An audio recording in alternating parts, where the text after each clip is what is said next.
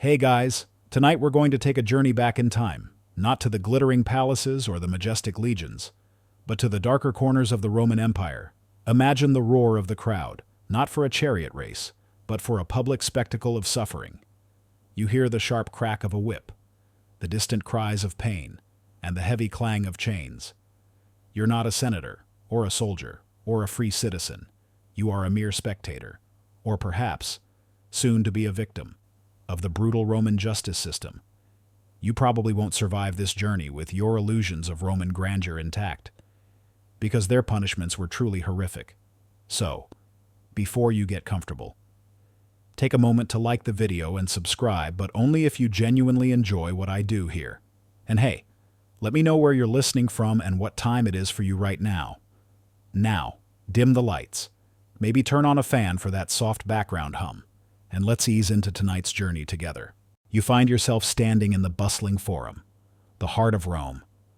The air is thick with the smells of sweat, dust, and something else. A faint, metallic tang that hints at blood. A crowd is gathering, drawn by the grim spectacle about to unfold. This is your introduction to the justice of the gods, where Roman punishment was public, brutal, and often considered to be divinely sanctioned, maintaining order through fear. In the Roman world, crime wasn't just an offense against an individual, it was an offense against the state, against the very fabric of Roman society, and often against the gods themselves.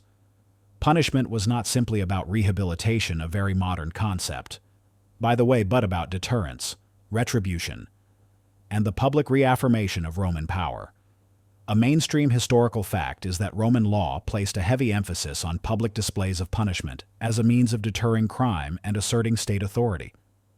You might joke that their public service announcement involved a lot more screaming and a lot less cheerful background music. The sight before you underscores this philosophy. A prisoner, bound and perhaps already bloodied, is being led to a scaffold. The lictors, officials who attend magistrates, stand by, their fasces bundles of rods with an axe projecting from them prominently displayed, ready to administer whatever grisly sentence has been decreed. The crowd watches with a mixture of fear, morbid curiosity, and perhaps grim satisfaction. The severity of the punishment often depended not just on the crime, but on the social standing of the accused. A citizen might face a fine or exile, while a slave or non-citizen could be condemned to agonizing public death for the same offense. This ingrained social hierarchy meant that the law was applied with brutal inequality, reflecting the core values of Roman society. You'll learn more about that later. Don't worry. Historians still argue whether the Roman emphasis on public spectacle for punishment truly acted as a more effective deterrent than more private forms of justice, while designed to instill fear. Some scholars suggest that it might have desensitized the public or even occasionally incited sympathy for the condemned. The very public nature of these punishments served multiple purposes. It demonstrated the unwavering power of Rome, reminding everyone that deviation from its laws would not be tolerated. It provided a brutal form of entertainment for the populace, especially in an era without television or social media, and it reinforced the idea that the gods approved of Roman justice. That order was divinely ordained. A quirkier tidbit: Roman law had a concept called damnatio memoriae, condemnation of memory, where a person's existence was officially erased after their death. Typically for treason or immense disgrace, their statues would be toppled, names chiseled off inscriptions, and all records destroyed. So, sometimes the punishment was to literally cease to have ever existed, at least in the public record. The air seems to crackle with tension. The executioner stands ready. You feel a chill, despite the warm Roman sun, as you grasp the cold reality that under Roman rule, justice was swift, harsh, and utterly unforgiving. Your life, your property, your very body were subject to the unyielding will of the state, backed by the implicit threat of divine wrath. So, as the crowd murmurs around you, and the solemn ritual of punishment begins, you understand that you are witnessing more than just an execution.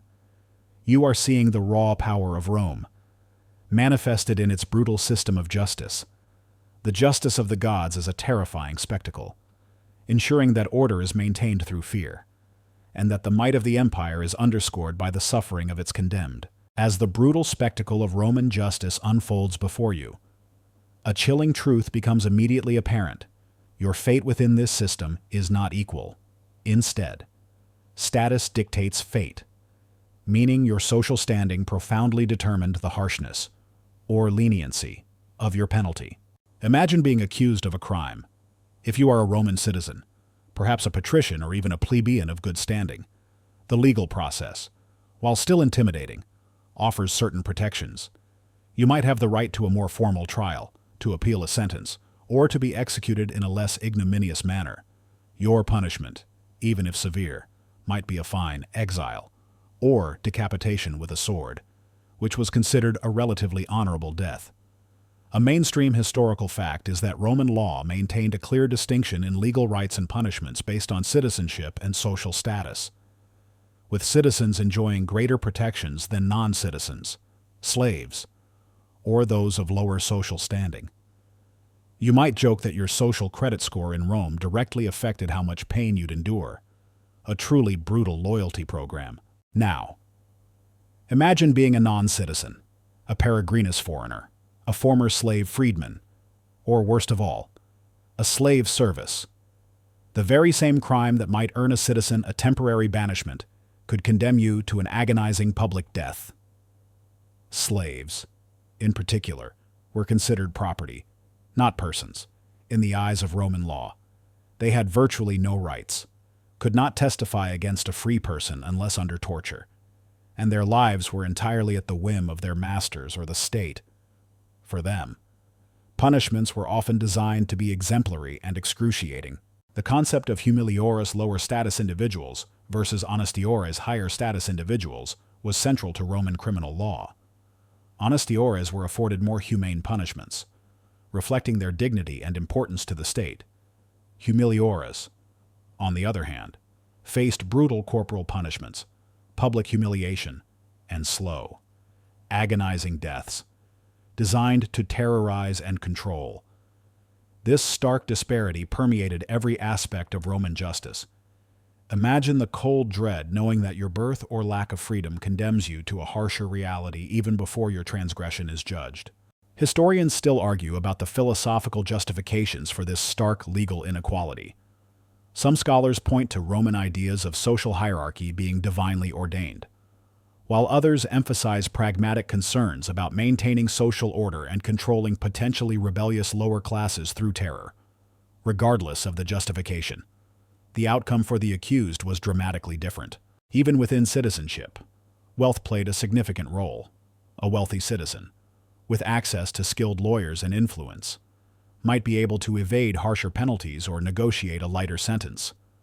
A poor citizen, lacking such resources, could find themselves subjected to punishments more akin to those of the lower classes, highlighting the intersection of status and economic power. A quirkier tidbit: while citizens were generally protected from public scourging, for certain minor offenses, Roman citizens could still face public shaming rituals, like being forced to stand in the forum wearing a ridiculous hat, indicating that even for the privileged, reputation was a vulnerable commodity. So, even if you avoided the whip, you might still end up looking like a human meme for a day. The brutal reality is that your identity dictated your fate, your lineage, your freedom, your wealth. These were the scales upon which your justice was weighed.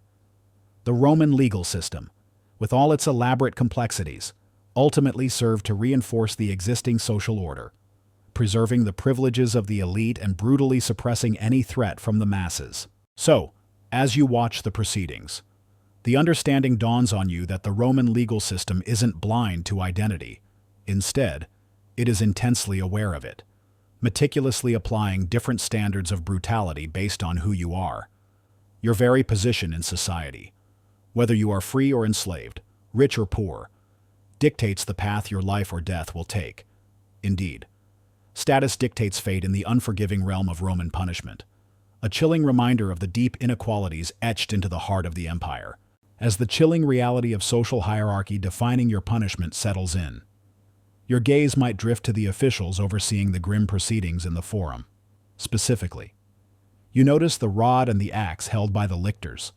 Understanding this symbol of authority was a pervasive and terrifying reminder of Rome's power over life and death. Imagine a lictor, a stern-faced attendant to a Roman magistrate, standing rigidly by, grasping a bundle of wooden rods. From this bundle, a gleaming axe head often protrudes, its sharp edge glinting in the Roman sun. This is the fasces, and it is far more than just a ceremonial object.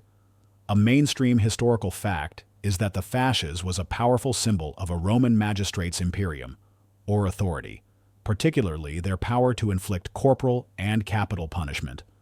You might joke that it was the original power suit accessory, except it could literally end your life. The rods virgae within the fasces symbolize the magistrate's power to inflict flogging verberatio for lower status individuals, like slaves or non-citizens. A beating with these rods could be a prelude to execution or a punishment in itself, leaving deep, painful welts for Roman citizens. While generally protected from such public scourging, the rods still represented the magistrate's power to physically compel obedience, or even impose less severe corporal penalties. Imagine the dull thud of the rods against flesh, a sound that would send shivers down your spine, signaling the infliction of pain and degradation. The axe securus protruding from the bundle was the ultimate symbol of authority, the power to inflict capital punishment, or the death penalty.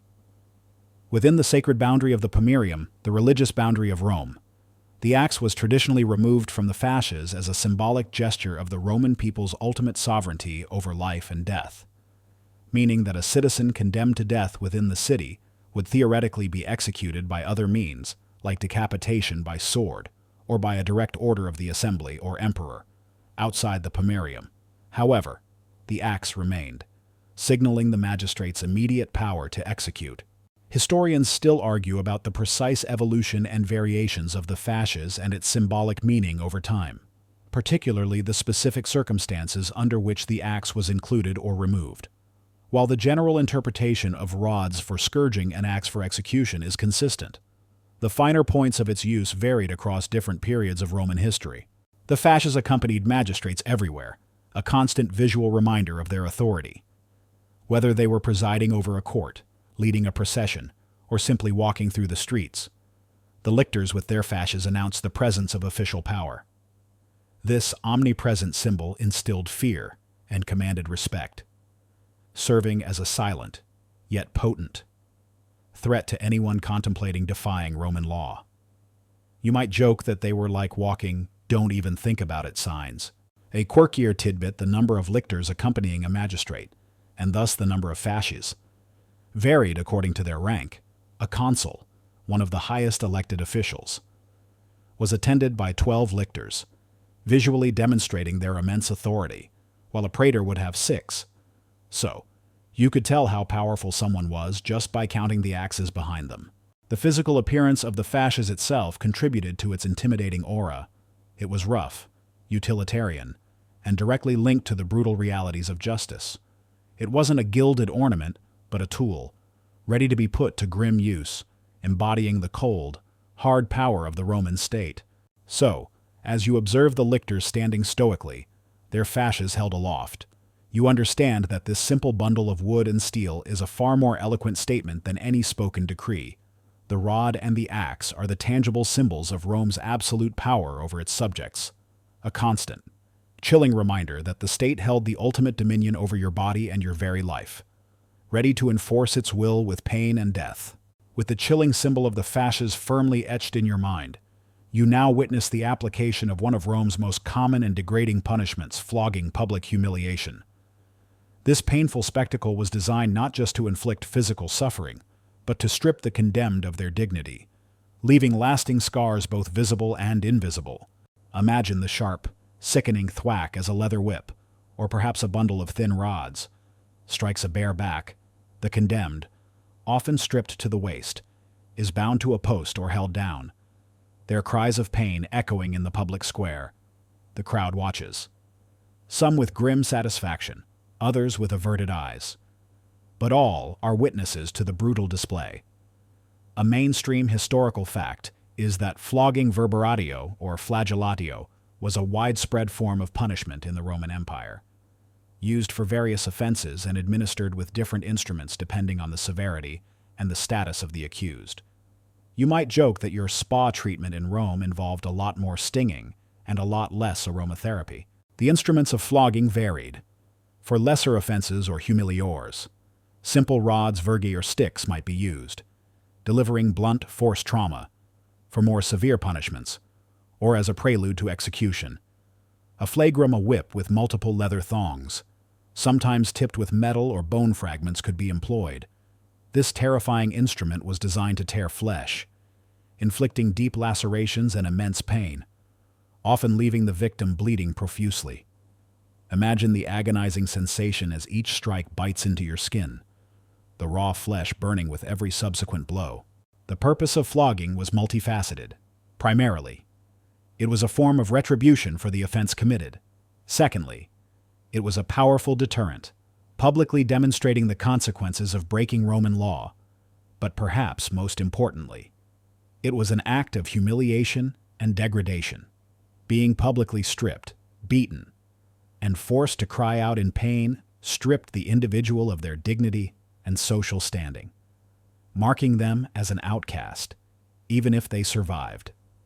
This public shaming was particularly potent in a society that valued honor and reputation above all else. Historians still argue about the precise social implications of public flogging for different groups. While clearly degrading for all, some scholars suggest that for slaves, who already lacked dignity, it was a confirmation of their status as property, whereas for free but low-status individuals, it served to push them further down the social ladder, blurring the lines between free and unfree. The number of lashes could vary, sometimes specified by the magistrate, sometimes left to the discretion of the executioner or lictor. Roman law, unlike some later legal systems, did not have a strict limit like the 40 lashes minus 1. The flogging would continue until the magistrate deemed the punishment sufficient, or until the victim collapsed or even died. You'd learn to count the blows, dreading each subsequent strike. A quirkier tidbit: while Roman citizens were generally protected from public scourging, there were exceptions, especially during times of civil unrest or military discipline. A citizen who committed mutiny might face the ultimate ignominy of being flogged to death by his fellow soldiers. So, even if you had the golden ticket of citizenship, there were still ways to end up feeling the sting. The physical recovery from severe flogging would be long and painful, with the risk of infection ever present in the unhygienic conditions of ancient Rome. But the psychological scars, the memory of public shame and excruciating pain, would remain even longer. A constant reminder of the day your body and spirit were publicly broken by the Roman state.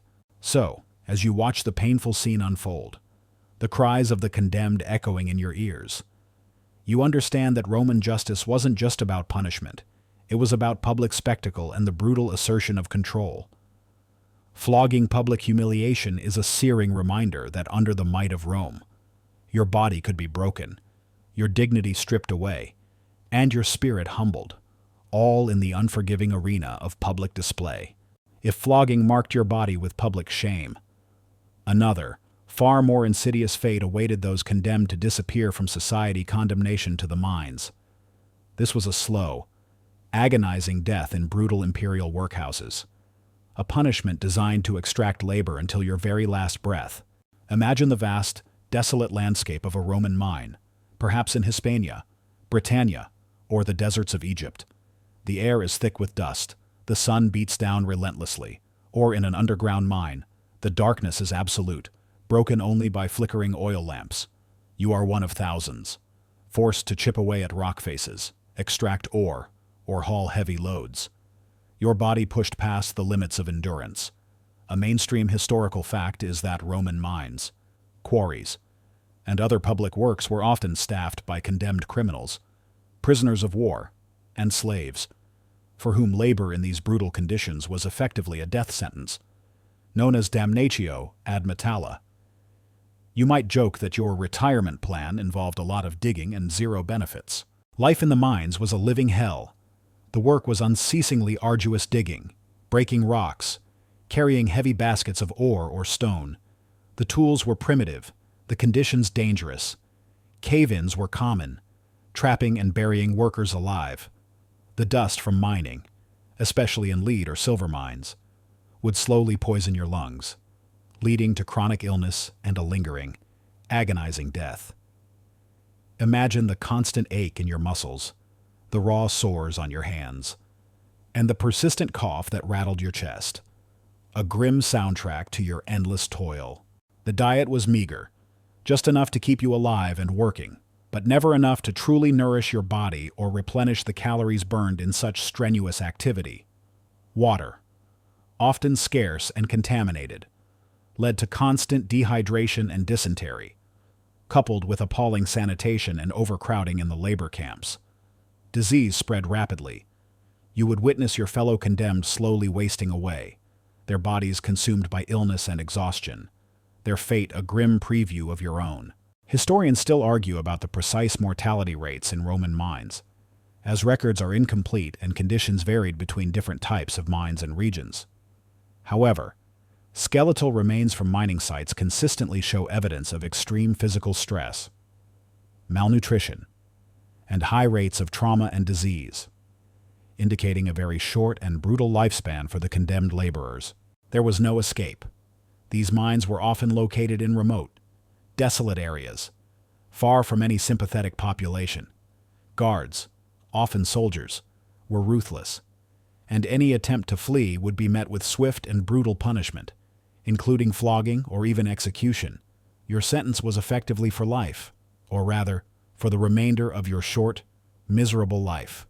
A quirkier tidbit: Roman law distinguished between damnatio ad metallia, condemnation to the mines, a death sentence by hard labor, and ad opus publicum, condemnation to public works, a slightly less severe form of forced labor. While both were brutal, the former was specifically understood as a sentence to eventual death. So, your specific condemnation might have had a slightly different flavor of terrible. Your identity was stripped away, replaced by the label of condemned. You were no longer a person, but a unit of labor, a disposable resource in Rome's endless quest for wealth and expansion. Your body was relentlessly exploited, literally worked to death, for the benefit of the state, your suffering providing the raw materials for Roman glory. So, as you swing your pickaxe, feeling the grit of dust in your teeth and the ache in your bones, you understand that this existence is a slow, agonizing slide towards an inevitable end. Your condemnation to the mine's hell under sun is a living death sentence, where your body is consumed by endless toil, and your spirit broken by the relentless demands of an empire that values precious metals far more than human life, leaving you to perish, forgotten, in the dark, dusty depths of the earth. If the slow, grinding death of the mines was one grim end, another awaited the condemned in the vibrant, roaring heart of Roman cities, the gladiatorial arena, death sport. Here, your suffering became public entertainment, your agonizing struggle a spectacle for the masses. Imagine the deafening roar of tens of thousands of spectators, their cheers and jeers washing over you as you step onto the sand-covered floor of the amphitheater. The sun glares down, reflecting off the gleaming armor of your opponents or the sharp glint of a waiting weapon. You are a damnatus ad gladium, condemned to the sword, or a noxious criminal, forced to fight, often to the death, for the amusement of the Roman crowd. A mainstream historical fact is that condemned criminals and prisoners of war were regularly forced to fight as gladiators or face execution in the Roman arena, serving as a brutal form of public entertainment and punishment. You might joke that your sporting event had very high stakes. Specifically, your life, your training, if you received any beyond basic handling of a weapon, would have been rudimentary and brutal, just enough to make you a more interesting opponent or victim. You are dressed not for protection, but for spectacle, perhaps a net and trident, or a short sword and shield, designed to create dramatic clashes and highlight your vulnerability. The combat is often unequal, pitting lightly armed individuals against heavily armored ones, or even untrained condemned against seasoned gladiators. The purpose of these spectacles was multifaceted. They were a visceral display of Roman power, demonstrating that even life itself was subject to the state's will. They provided a brutal form of entertainment, a public catharsis for the masses, satisfying their thirst for excitement and violence, and they served as a stark deterrent, a terrifying warning to anyone contemplating defiance against the empire. Imagine the raw terror as you face a trained gladiator, knowing your life hangs on a thread, subject to the whims of a roaring crowd or a magistrate's downturned thumb. Historians still argue about the precise degree of agency or choice, however limited, afforded to condemned gladiators. While many were forced, some might have fought with a desperate will to survive, hoping to earn their freedom or at least a temporary reprieve. Though such instances were rare, the prevailing view is that for most, it was simply a sentence to a gruesome public death. Beyond direct combat, condemned individuals also faced other grim fates in the arena. Some might be pitted against wild animals, damnatio et bestias, which we'll cover later, or reenact mythological scenes where the loser met a grizzly. Real death. These forms of execution were designed to be drawn out and theatrical, maximizing the horror and entertainment value for the spectators. A quirkier tidbit before the main events. Condemned criminals might be forced to engage in meridiani, midday executions often involving less organized, more chaotic slaughter, sometimes with comical or theatrical elements, meant to fill the lull in the day's entertainment. So, even your death might have been part of a bizarre, bloody intermission. The roar of the crowd is your constant companion. Their shouts of "Hoc habet," "He's got it," or "Mite," "Let him go," decide your fate. The thumb signals from the emperor or presiding magistrate hold absolute power over your life. You are reduced to a pawn in a brutal game, your pain and death serving as nothing more than a fleeting diversion for the Roman populace. So, as you stumble on the blood-soaked sand, the cheers and jeers echoing around the vast amphitheater, you understand that your final moments are a performance. The gladiatorial arena death sport is not just a place of combat, but a stage for state-sanctioned murder, where your agonized struggle becomes a brutal form of public entertainment, ensuring that your death, however horrific, serves as a chilling testament to the boundless cruelty and overwhelming power of the Roman Empire. If the arena offered a swift, brutal end, another form of capital punishment reserved for non-citizens and the lowest classes ensured a slow, excruciating public death, crucifixion agony on display. This terrifying method of execution was designed to maximize suffering, humiliation, and public deterrence. And imagine the rough wood pressing against your skin, the searing pain as nails are driven through your hands and feet, anchoring you to the cross. You are hoisted upright, your body sagging, every breath an agony as your muscles strain. The sun beats down relentlessly, and you are left to hang, exposed and helpless, before a jeering or silently morbid crowd. A mainstream historical fact is that crucifixion was a common and particularly brutal form of capital punishment used by the Romans, primarily for slaves, rebels, pirates, and non-citizens, designed to be agonizingly slow and publicly humiliating. You might joke, grimly, that your final resting place was a very public, very painful vertical display. The process of crucifixion was deliberately drawn out to prolong suffering. Death would typically occur from asphyxiation, as the victim's body sagged, making it increasingly difficult to breathe, or from exhaustion, dehydration, blood loss, and shock. Hours, sometimes even days, could pass before the victim finally succumbed. Imagine the unbearable thirst, the relentless pain radiating from your pierced limbs, and the flies buzzing around your exposed wounds. Every minute is an eternity of torment. Crucifixion was also designed for maximum public humiliation. Victims were often stripped naked, their bodies exposed to public view, further stripping them of dignity. The cross itself was typically erected in prominent locations, along roadsides, outside city walls, or near sites of rebellion, serving as a terrifying warning to anyone contemplating defiance against Roman authority. It was a clear message. This is what happens when you challenge Rome. Historians still argue about the exact mechanics of death during crucifixion, whether it was primarily from asphyxiation, hypovolemic shock loss of blood fluids, or a combination of factors. The exact placement of nails through palms or wrists. Feet also varies in scholarly debate, though both would have been excruciatingly painful. The pain was not just physical. The psychological torment of being utterly helpless, of watching your life slowly ebb away while exposed to public gaze, was immense. Family and friends might be forced to witness your agony, compounding their suffering and deepening the deterrent effect on the community. A quirkier tidbit while widely associated with the Romans. Crucifixion as a method of execution predated the Roman Empire, used by various ancient peoples like the Persians and Greeks, though the Romans perfected its horrific efficiency and widespread application. So, it wasn't a Roman invention, but they definitely got good at it. Unlike other forms of execution, crucifixion left the body exposed, often for days, to be consumed by scavengers, further denying the condemned a respectful burial, which was considered an important part of Roman afterlife beliefs. This added another layer of degradation to the punishment. So, as you imagine yourself hanging there, every muscle screaming, every breath a monumental effort, you understand the depths of Roman cruelty.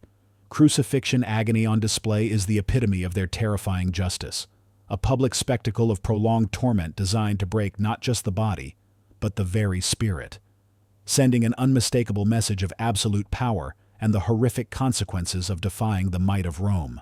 If crucifixion was the terror for individuals, the Roman army reserved an equally chilling and collective punishment for its own decimation legion's terror. This brutal, internal military punishment for cowardice or mutiny served as an extreme measure to restore discipline and instill absolute obedience. Imagine standing shoulder to shoulder with your comrades, your legionnaires, but not on a battlefield. Instead, you're in a grim formation, facing your centurions and senior officers. A terrible silence hangs in the air, broken only by the nervous shuffling of feet. Your unit, perhaps an entire cohort around 480 men, has been judged guilty of egregious failure, perhaps fleeing in battle, insubordination, or outright mutiny. And now, the penalty: decimation. A mainstream historical fact is that decimatio was an extreme form of military discipline in the Roman army, where 1 in 10 soldiers of a unit, chosen by lot, was executed by their own comrades. You might joke that your team-building exercise involved a very high-stakes lottery and a lot of impromptu executions. The process is chillingly simple, yet utterly terrifying. The guilty unit is lined up, and lots are drawn. Every 10th man, regardless of their individual guilt or innocence in the specific transgression, is selected. Imagine the cold dread as the lots are distributed, praying that your piece of pottery or wood isn't the marked one. The sense of arbitrary fate, of being condemned not for your own actions but for the collective failure of your unit, would be overwhelming. Once selected, these unfortunate men are then executed by their own fellow soldiers, their comrades from the same unit. This is often done by beating them to death with sticks or stones, a particularly brutal and degrading method. This form of execution not only punishes the chosen few, but also deeply implicates the survivors, forcing them to become instruments of their own unit's discipline. It was designed to instill absolute terror, rebuild cohesion through shared horror, and ensure that soldiers feared their officers more than they feared the enemy.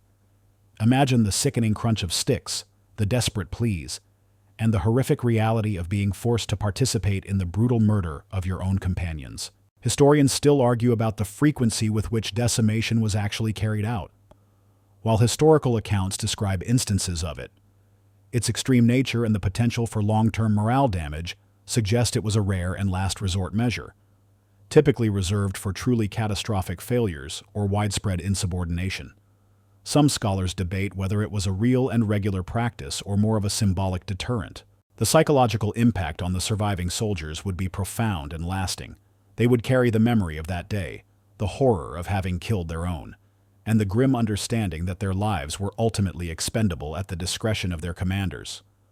It was a savage lesson in discipline and loyalty, ensuring that any future thought of cowardice or rebellion would be immediately overshadowed by the memory of decimation. A quirkier tidbit while traditionally associated with the Roman legions. The concept of decimation has entered modern language to mean a drastic reduction in numbers, a testament to the chilling effectiveness of its original purpose. So, even today, your brutal military punishment echoes in everyday conversation. Beyond the executions, the surviving members of the decimated unit would often face further humiliation. They might be forced to camp outside the main encampment, be fed only barley instead of wheat, a significant disgrace for legionaries, and generally treated as pariahs, until they could redeem themselves through exemplary service. So, as you stand in that grim formation, listening to the drawing of lots, you feel the icy grip of collective terror. Decimation Legion's terror is the ultimate display of ruthless military discipline, a brutal sacrifice designed to enforce absolute obedience within the ranks. It's a chilling reminder that even within the most organized and powerful fighting force, the state's will could be enforced with horrific, arbitrary violence, turning comrade against comrade to maintain the iron grip of Roman power. If decimation was the internal terror for soldiers, the arena held an even more savage spectacle for condemned criminals, damnatio ad bestias, beast feasts. This was a horrifying condemnation to be devoured by wild animals, a public execution designed for maximum terror and entertainment. Imagine the hot, dusty air of the amphitheater, filled not with the clash of steel, but with the guttural roars and snarls of wild beasts. You, a condemned criminal, are led into the arena, perhaps stripped naked, or given a flimsy costume for theatrical effect. There is no weapon, no chance of defense. The gates open, and then they come lions, bears, panthers, or even more exotic creatures, often starved to enhance their ferocity.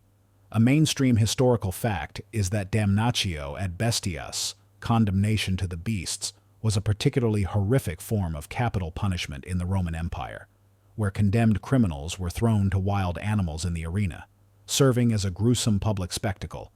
You might joke that your dinner reservation involved being the main course for a very hungry predator. This punishment was considered exceptionally degrading and terrifying. It was often reserved for the lowest of the low slaves, grave robbers, particularly heinous criminals, and, famously, early Christians who refused to worship the Roman gods. The act of being torn apart by animals stripped the condemned of all humanity, reducing them to mere meat for the beasts, a spectacle of ultimate degradation. Imagine the primal fear as you face a roaring lion, its eyes fixed on you, its powerful muscles tensing for the spring. Every instinct screams to run, but there is nowhere to go. The cruelty was often enhanced by theatrical elements. Condemned individuals might be dressed in animal skins to resemble mythological figures who met gruesome ends, or placed in elaborate stage sets to heighten the drama. The goal was to prolong the terror and the agony, making the death as spectacular and drawn out as possible for the entertainment of the roaring crowd. Imagine the last, desperate struggle, the screams silenced by savage jaws, as the crowd cheers for the sheer brutality of it all. Historians still argue about the precise frequency and the social implications of damnatio ad bestias, while certainly a powerful deterrent and a popular form of entertainment. The logistics and cost of acquiring and maintaining wild animals suggest it was not a daily occurrence in every amphitheater, but rather reserved for significant events or particularly despised condemned individuals. The scent of blood would quickly fill the air, joining the dust and the stench of animals. The ground would become soaked, a macabre canvas for the Roman love of brutal spectacle. This was not just punishment, it was a ritualized act of human sacrifice, designed to reinforce the absolute power of the state over life and death, and to quench the thirst of the Roman populace for extreme entertainment. A quirkier tidbit: while lions were famously used, the Romans imported a vast array of animals for these spectacles, including leopards, tigers from India, elephants, bears, and even rhinoceroses, showcasing their immense reach and resources dedicated to this gruesome form of entertainment.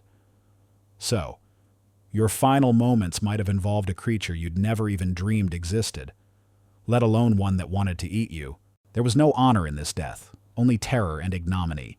It stripped away all vestiges of human dignity, leaving the condemned to die a savage, unceremonious death, their remains often left for the arena workers to clean up, or sometimes even for the beasts to continue feeding on, further emphasizing the complete dehumanization.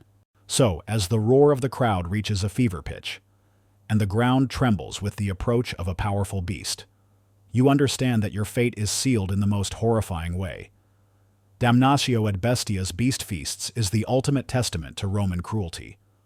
A public execution where your life ends not by a blade, but by tooth and claw. A horrifying spectacle designed to sate the bloodlust of the masses and send an unmistakable message about the terrifying consequences of defying the mighty Roman Empire, if facing wild beasts was a primal horror. Roman law reserved a uniquely bizarre and psychologically chilling punishment for one of the most heinous crimes imaginable, poenoculi sac for kinslayers. This horrifying ritual was specifically designed for parricide, the murder of one's own parent or close family member. Imagine being dragged through the streets, not just a condemned criminal, but a parricida, someone who has violated the most sacred bond of family. The crowd's reaction isn't just curiosity, it's a mix of disgust, horror, and superstitious dread. You are brought to the execution site, where a strange ritual begins. A mainstream historical fact is that poenoculi punishment of the sack was a specific and highly symbolic Roman punishment reserved for parricides, involving placing the condemned into a leather sack with various animals and throwing it into water. You might joke that your last trip involved a very exclusive, very disturbing, animal-themed getaway. The ritual itself is meticulously designed to emphasize the unnaturalness of the crime. First, you are scourged, flogged, as a public humiliation and to mark your body. Then, your head is covered with a wolf's skin or a dog's head mask, symbolizing your animalistic, unnatural transgression against human society. Wooden clogs are placed on your feet, perhaps to prevent you from being able to kick or swim. Then comes the most bizarre and horrifying part. You are sewn into a large, sturdy leather sack culeus. But you are not alone in this claustrophobic prison. Into the sack are also placed a live dog, a cock rooster, a viper snake, and an ape monkey. These animals were chosen for their symbolic qualities, often seen as representing ingratitude, wickedness, or general depravity, qualities associated with the parricide. Imagine the terror of being confined in a tight space with live, terrified, and potentially aggressive animals, their frantic movements and hissing adding to your unbearable claustrophobia. Historians still argue about the precise symbolic meaning of each animal chosen for the sack, and whether all 4 animals were always included, or if there was variation depending on the specific period or interpretation of the law. However, the overarching consensus is that the animals represented the unnaturalness of the crime and the condemnation by both human society and the natural world. Once sealed inside the sack, you are then carted to the nearest river or sea and thrown into the water. The leather sack, heavy with its gruesome contents, would quickly sink. Your death would come from drowning, or from being bitten and scratched by the terrified animals trapped inside with you. A truly terrifying and degrading end. The water, a cleansing element, was paradoxically used to condemn and erase the memory of such an unnatural act. You would struggle, perhaps feeling the frantic movements of the animals against you, as the water slowly, inexorably, filled the sack. A quirkier tidbit: while the poenoculi is often associated with the Roman Republic and early Empire, later interpretations and legal codes, particularly during the Byzantine era, sometimes simplified the punishment, omitting the animals or substituting them with symbolic effigies, suggesting that the full, elaborate ritual might have become less common or practical over time. So, if you were unlucky enough to commit this crime later in Roman history, you might have gotten the light version of this horror.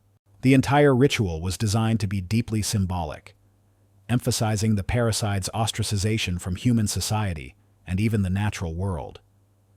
By committing such an unnatural act, you were stripped of your humanity and cast out, to perish in a manner as grotesque and unnatural as your crime.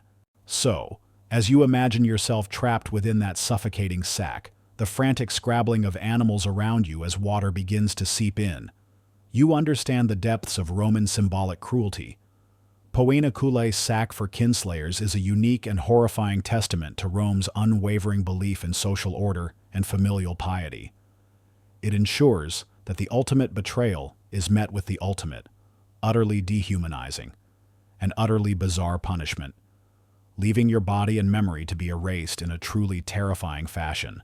If the sack for kinslayers was a bizarre drowning, other condemned individuals faced a more primal terror, burning alive, fiery end. This agonizing execution by fire was often reserved for crimes considered particularly heinous against the state or public order, notably for arsonists or, infamously, for early Christians.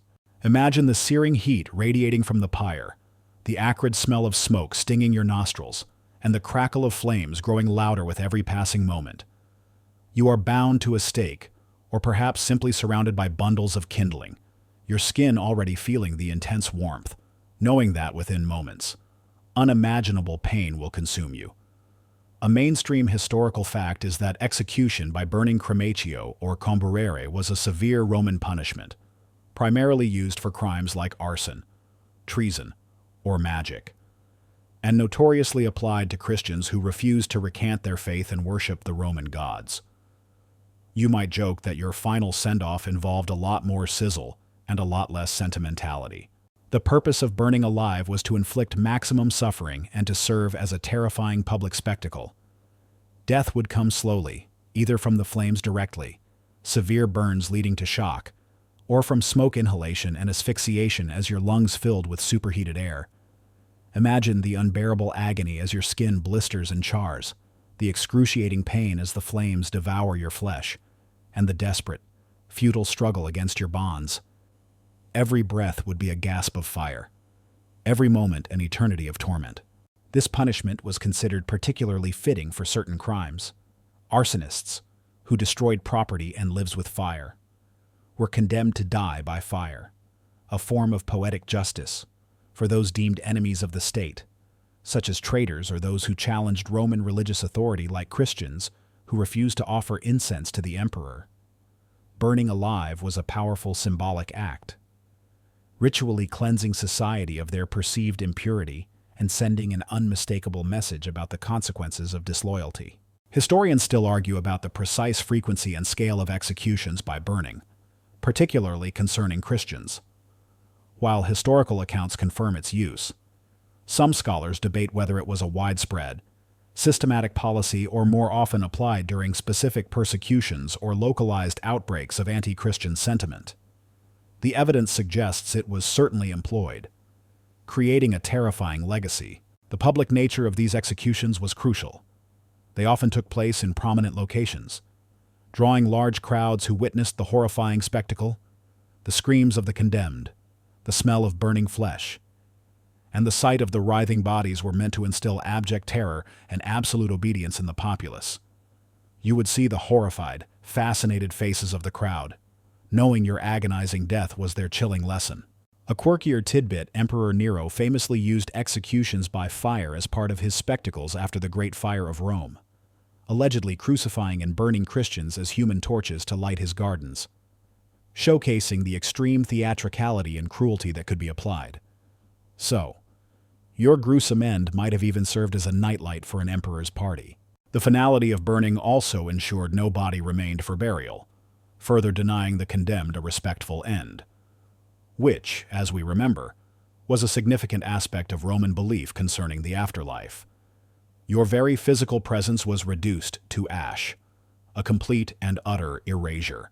So, as the heat intensifies around you, and the roar of the flames drowns out the world, you understand that your final moments are a crucible of unimaginable pain and terror. Burning alive, fiery end is a chilling testament to Roman severity, a punishment designed not just to end a life, but to utterly obliterate it in a public inferno, leaving nothing but smoke and the searing memory of agony to deter all who would defy the empire. If a fiery end was the ultimate physical annihilation, another Roman punishment aimed at a different kind of death exile: living death.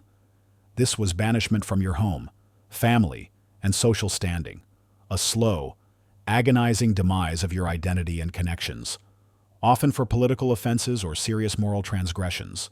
Imagine receiving the decree: you are banished, You must leave Rome, perhaps even Italy, and never return. Your property might be confiscated, your family left behind, and your social status utterly stripped away. You are suddenly a non-person, a ghost, forced to wander in a foreign land, cut off from everything that defined you. A mainstream historical fact is that exile, relegatio, deportatio, interdictio aqua et igni was a common Roman punishment, particularly for citizens. That varied in severity but always involved banishment from specified territories and often resulted in loss of property, citizenship rights, and social standing. You might joke that your relocation package involved no moving trucks, just a one-way ticket to nowhere. There were different forms of exile, each with varying degrees of severity. Relegatio might be a temporary banishment, or limited to a specific place, perhaps allowing you to retain some property or citizenship rights. Deportatio, however, was far more severe. It meant permanent banishment to a remote, often inhospitable island or province, complete loss of citizenship, confiscation of all property, and essentially a civil death.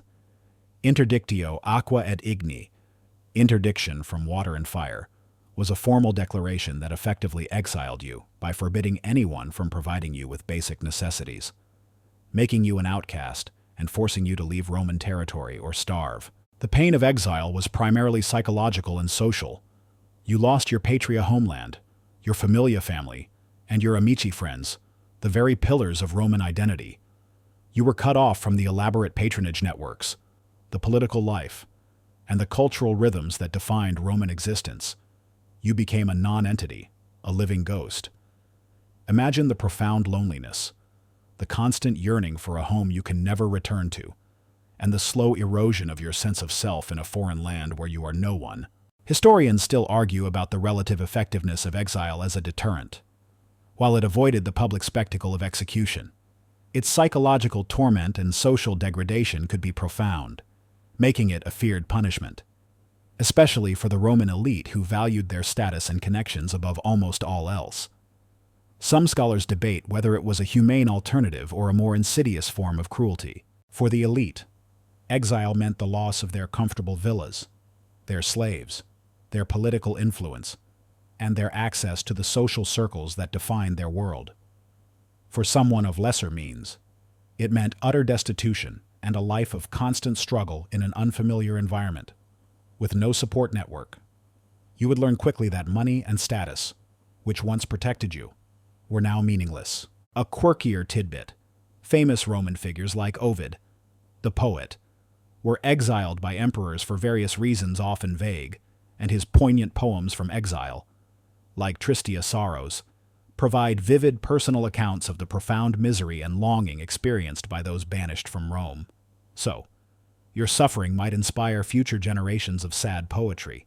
Your very identity, which was so intertwined with your Roman citizenship and place in society, withered away in exile. You became a nameless wanderer, a perpetual outsider, condemned to live a life of regret and longing, perpetually denied the comfort of your home and the recognition of your past existence. So, as you stand on the ship, watching the coastline of Italy recede into the horizon, you understand that this is a far more insidious death than any blade could offer. Exile living death is a slow, agonizing process of social annihilation, stripping you of your identity, your connections, and your very sense of belonging.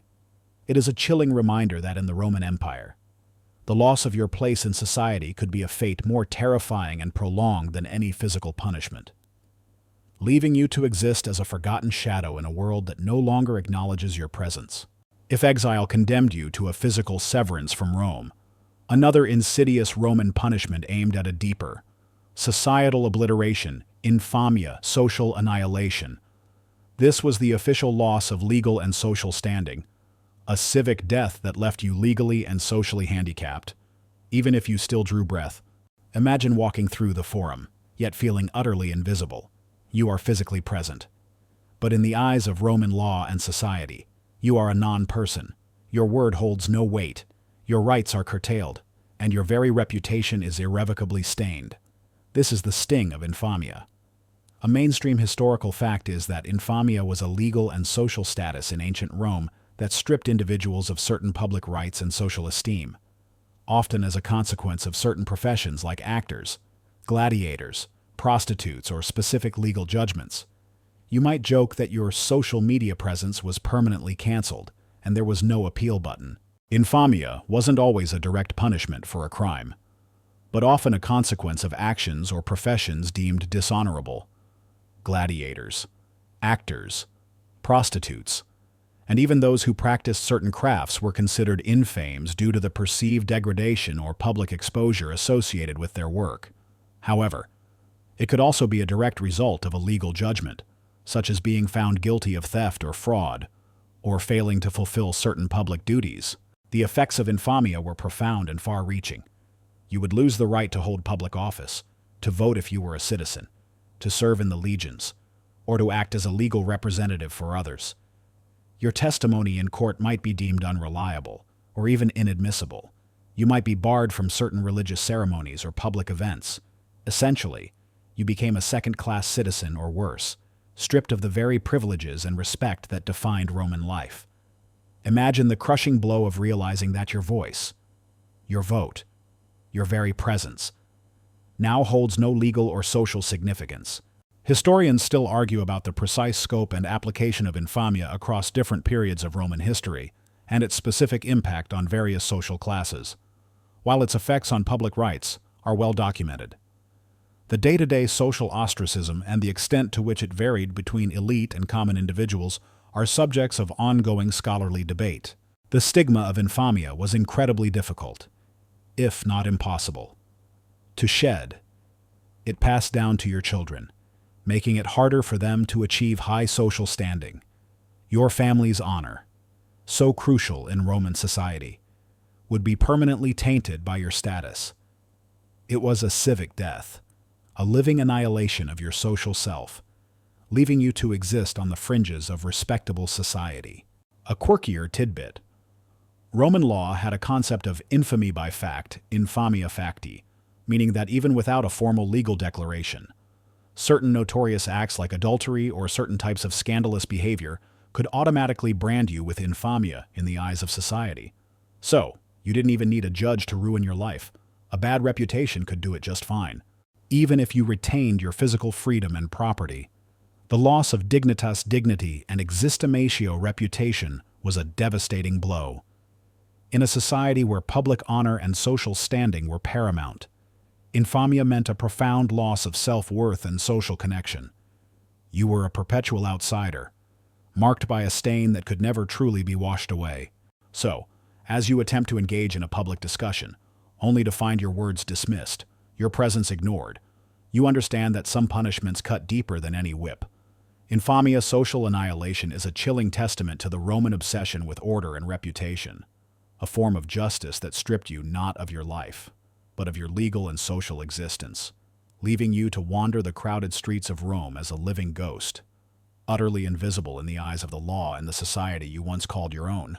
Having seen the various forms of Roman retribution, from physical agony to social death, you might naturally wonder about their prisons. Yet, you quickly learn that Roman prisons not for punishment were primarily for holding individuals, not for long-term retribution. A stark contrast to modern carceral systems. Imagine being dragged through the grimy streets of Rome, your arms bound. You are shoved through a heavy, grated door and find yourself in a dark, dank, and often overcrowded space. The air is foul, thick with the stench of unwashed bodies, human waste, and stale food. This is a Roman prison, a carcer or custodia. A mainstream historical fact is that Roman prisons were generally not places of long-term confinement as punishment themselves, but rather holding facilities for individuals awaiting trial, judgment, punishment like execution, or transfer. You might joke that your prison sentence was more like a waiting room for something far worse. The conditions within these holding cells were notoriously brutal. They were often subterranean, lacking light and ventilation, and infested with rats and vermin. Food and water were scarce, often dependent on what family or friends could bring. Disease was rampant. spreading quickly through the unsanitary and overcrowded conditions. You would share your space with others awaiting their fate, common criminals, political prisoners, and sometimes even those awaiting the horrific arena games or crucifixion. Imagine the cold, hard ground beneath you, the constant murmur of despair, and the gnawing hunger that became a familiar companion.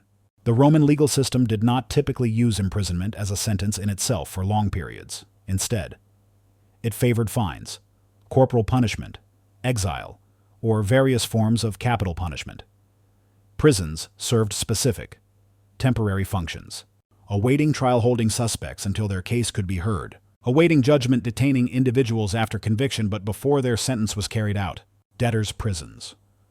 Although less common and evolving over time, some individuals could be held for unpaid debts, but this too was often a temporary measure to compel payment or negotiate terms, not open-ended incarceration. Political prisoners, holding individuals deemed a threat to the state, often before their swift execution or exile. Historians still argue about the precise distinction between carcer publicus, public prisons, and other forms of detention, and the extent to which some limited forms of imprisonment as a punishment might have evolved in later Roman periods, particularly in the provinces. However, the core principle remains that systematic long-term imprisonment for correctional purposes was not a feature of Roman justice. The most infamous Roman prison was the Mamertine prison, Carcer Tullianum in Rome, a dark, incredibly ancient subterranean dungeon used primarily for holding high-profile political prisoners or military captives destined for execution. Its grim reputation speaks volumes about the nature of Roman incarceration. A quirkier tidbit: Roman law had a concept of custodia libera, or free custody, where individuals awaiting trial or judgment might be allowed to stay under house arrest or with a reputable citizen rather than in a formal prison. Highlighting that, even in detention, social status played a role in comfort levels. So, your jail might have been a relatively comfy villa, if you were important enough. The fear of Roman prisons stemmed not from the prospect of spending years locked away, but from what awaited you after your stay. It was a place of limbo, a terrifying threshold before the implementation of far more brutal, permanent punishments. Your time there was a period of agonizing uncertainty, constantly overshadowed by the knowledge of the painful fate that likely lay ahead. So, as you huddle in the damp, putrid darkness of the Roman holding cell, listening to the desperate coughs of your fellow captives, you understand that this grim space is not your final destination. Roman prisons, not for punishment, but for temporary confinement, are terrifying precisely because they are the antechambers to a far more definitive and often horrific form of Roman justice, reminding you that true retribution lay not in incarceration, but in the brutal application of the law that waited outside those cold, thick walls. After navigating the chilling realities of Roman punishments, from public flogging to living death, you finally grasp the underlying philosophy that governed this entire brutal system. Roman law's cold logic.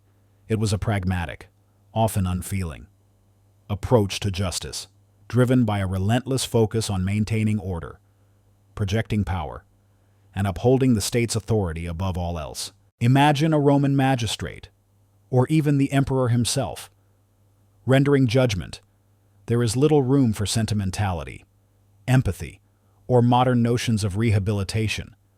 The decision is based on precedents, on the crime's impact on society, and most importantly, on what outcome best serves the stability and authority of Rome. A mainstream historical fact is that Roman law was characterized by its emphasis on codified rules, a strict hierarchy of citizens and non-citizens, and a pragmatic focus on maintaining social order and state power, often through severe deterrence. You might joke that their justice system was less about feeling and more about brutal, efficient calculations. The core principle was Pax Romana, the Roman peace. Any act that threatened this peace, whether a petty theft or a massive rebellion, was met with a response designed to restore order and reassert control. The severity of the punishment was less about the individual's suffering and more about the message it sent to the populace. Public displays of torture and execution were not just for vengeance.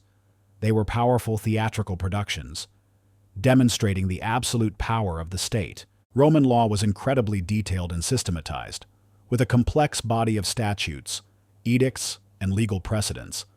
Lawyers and jurists meticulously analyzed cases, but their focus was often on proving guilt and applying prescribed penalties, rather than delving into the psychological complexities of motive or the potential for reform.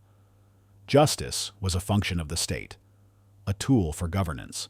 Historians still argue whether the perceived coldness of Roman law was a deliberate philosophical stance or simply a reflection of the societal norms and pragmatic needs of a vast, multi-ethnic empire. While some scholars point to Stoic influences on Roman thought that might have encouraged emotional detachment, others emphasize the practical necessity of a strong, uncompromising legal framework to govern such a diverse populace. The distinction between citizens and non-citizens, as we've seen, was a fundamental tenet of Roman law's logic. This wasn't merely social snobbery. It was a deeply embedded legal principle that determined your rights, your protections, and ultimately, your vulnerability to the harshest forms of state power. The lives of slaves, in particular, were valued solely in terms of their utility to their masters, and their suffering was deemed irrelevant in the face of state authority. A quirkier tidbit: Roman jurists actually developed intricate legal concepts and classifications for different types of crimes and corresponding punishments, even for seemingly trivial matters, showcasing their meticulous, if sometimes chilling, approach to legal systematization. So, your minor infraction might have landed you in a surprisingly well-categorized, yet still brutal, legal pigeonhole. Ultimately, the Roman legal system prioritized stability and the authority of the state above individual rights or humanitarian concerns. The brutal punishments we've explored were not aberrations, but logical extensions of this philosophy. They were the visible, agonizing teeth of a legal machine designed to uphold Roman power. By any means necessary, your personal pain, your lost dignity, your life itself, were secondary to the greater goal of imperium. So, as you reflect on the chilling procession of Roman justice, from the flogging post to the cross, from the mines to the arena, you understand that there is a consistent, brutal thread running through it all.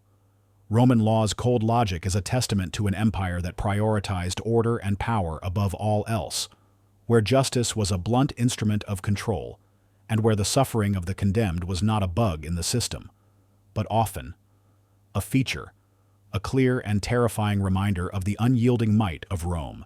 The distant sounds of the ancient Roman Forum are fading now, dissolving back into the quiet hum of history, the murmuring crowd, the clang of chains, the harsh cries of judgment. They are all becoming impossibly faint, settling into the vast silence of the past. Your mind is no longer navigating dark prisons or dusty arenas. The weight of those ancient laws, the chilling logic, the brutal consequences, is gently lifting. You are here, now, safe and warm in your own space.